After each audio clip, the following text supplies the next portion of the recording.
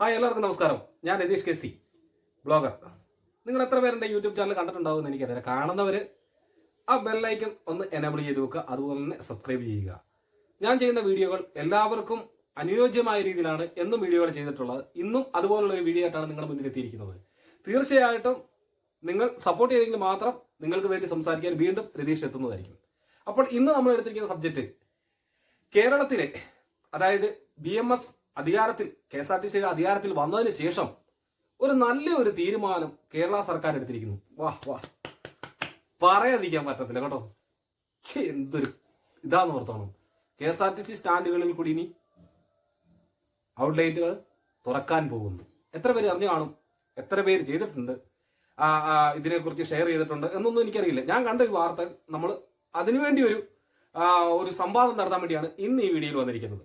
അപ്പോൾ നമുക്ക് ഈ KSRTC സ്റ്റാൻഡ് വഴി നമുക്ക് ചുമ്മാ ഒന്ന് സഞ്ചരിച്ച് നോക്കാം. ഈ സഞ്ചരിക്കുമ്പോഴത്തേക്ക് ഈ കാണുന്ന KSRTC സ്റ്റാൻഡുകളിലെല്ലാം മദ്യ ഷാപ്പുകൾ വന്നു കഴിഞ്ഞപ്പോഴത്തേക്ക് ഉള്ള ആ ഒരു ഗുണം ഒന്ന് ആലോചിച്ച് നോക്കിയാൽ.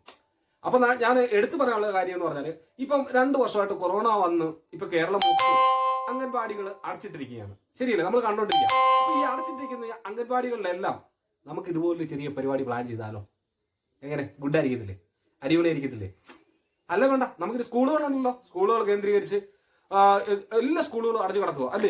അത് സ്കൂളിലും കൂടെ നമുക്ക് ഈ ഉച്ചഭക്ഷണം പോലെ ഇങ്ങനെ ഒരു സംഭവം കൊണ്ടുവരുവാണല്ലോ, നല്ലതായിരിക്കും അല്ലേ? പിന്നെ എടുത്തു പറയാനുള്ള കാര്യം എന്ന് പറയുന്നത്, ഈ ദൈവത്തിന്റെ സ്വന്തം നാട് എന്നറിയപ്പെടുന്ന ഈ കേരളം ഇനി മധ്യപ്രദേശ് എന്ന് പേര് മാറ്റി എഴുതുവാണെങ്കിൽ നല്ലതായിരിക്കും. ശരിയല്ലേ? മദ്യങ്ങൾക്ക് വേണ്ടി മാത്രമുള്ളൊരു നാട്. എന്തിനാ ഇങ്ങനെ?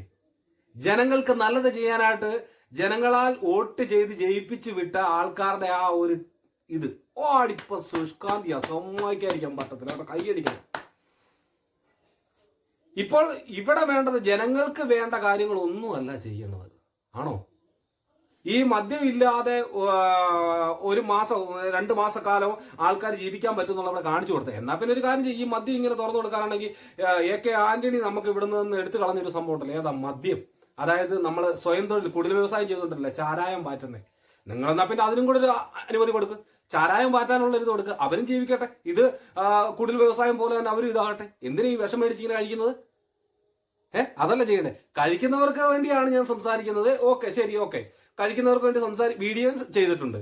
പക്ഷെ ഈ ഒരു കാര്യത്തിലൂടെ നമുക്ക് ഇതാകാൻ പറ്റില്ല. കാരണം ഇങ്ങനെ ഒരു KSRTC സ്റ്റാൻഡുകളിലെല്ലാം ഇങ്ങനെ ഒരു സംഭവം കൊണ്ടുവന്നു കഴിഞ്ഞാൽ ഉള്ള ബുദ്ധിമുട്ട് നമുക്കറിയാം. അല്ലേ തന്നെ നമുക്ക് രാത്രികാലങ്ങളിൽ കേരളത്തിൽ സ്ത്രീകൾക്ക് നടക്കാൻ പറ്റില്ല, അല്ല സ്ത്രീകൾക്ക് സുരക്ഷിതമായ യാത്ര ചെയ്യാൻ പറ്റില്ല. ഈ ഒരു സംഭവം കൂടെ വന്നു കഴിഞ്ഞാൽ ഒരു ബസ്സിൽ പോലും യാത്ര ചെയ്യാൻ പറ്റത്തില്ല.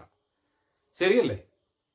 അപ്പോഴേ കുറച്ച് കുരുപൊട്ടുന്നവന്മാരുണ്ട്. നിങ്ങളെ കുരുപൊട്ടുന്നുണ്ടെങ്കിൽ ബാക്കി കൂടെ തല്ലിപ്പൊട്ടും. ഞാൻ എൻ്റെ പേജിൽ രതീഷ് KC എന്നുള്ള എൻ്റെ പേജിൽ ഞാൻ ഇതുപോലെ ലൈവിൽ അല്ലാതെ വീഡിയോയിൽ വരുന്നുണ്ട് എന്ന് പറഞ്ഞപ്പോഴത്തേക്ക് കുറെ ആൾക്കാർ, നിന്റെ വീഡിയോ ആര് കാണാനാണ്?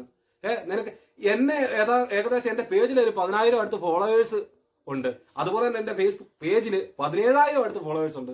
എൻ്റെ യൂട്യൂബ് ചാനൽ തുടങ്ങിയിട്ട് ഞാൻ 1 മാസമായുള്ളൂ യൂട്യൂബ് ചാനൽ കണ്ടിന്യൂ ആയിട്ട് വീഡിയോ ഇടാനും അല്ലെങ്കിൽ അതിൻ്റെ ആയിട്ട് ആക്റ്റീവായിട്ട് ഇറങ്ങാനും തുടങ്ങിയിട്ട്.